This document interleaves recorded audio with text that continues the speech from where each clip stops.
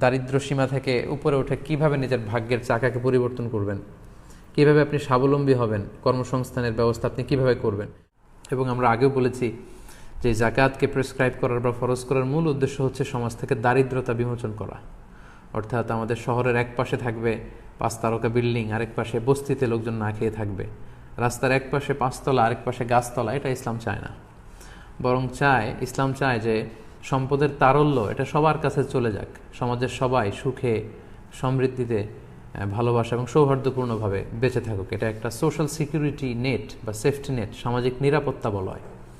আমরা যদি খেয়াল করি তাহলে দেখব যে গোটা বিশ্বের প্রায় 95% অ্যাসেটের মালিক হচ্ছে পৃথিবীর মাত্র 5% লোক। মানে এই পৃথিবীর মাত্র 5% লোকজন বা ফ্যামিলি পৃথিবীর 95% অ্যাসেট বা সম্পদগুলোর ওন করছে বা মালিক তারা। এভাবেই কিন্তু পৃথিবীতে এই দারিদ্র বৈষম্য বা মানবিক বৈষম্যগুলো তৈরি হয়েছে। এজন্য সূরাতুল হাশরের 7 নম্বর আয়াতে আল্লাহ তাআলা এই দিকটা ইঙ্গিত করে বলছেন, কাইলা ইয়াকুনা দুলাতান বাইনাল আগনিয়া মিনকুম।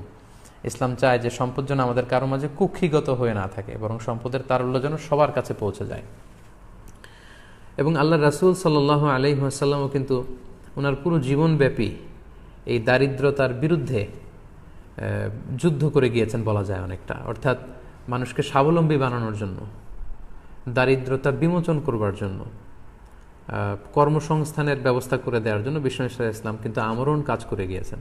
এবং তিনি নিজেও ব্যক্তিগতভাবে দারিদ্রতা থেকে আল্লাহ তাআলার কাছে পানাহা চাইতেন। সুনানে আবু দাউদের একটি হাদিস আমি এখানে উল্লেখ করতে চাই যে আল্লাহ রাসূল সাল্লাল্লাহু আলাইহি ওয়াসাল্লাম প্রায় এই দোয়াটা পড়তেন যে আল্লাহুম্মা ইন্নী আউযু বিকা মিনাল ফাকরি ওয়াল কিল্লাতি ওয়াল যিল্লাহ।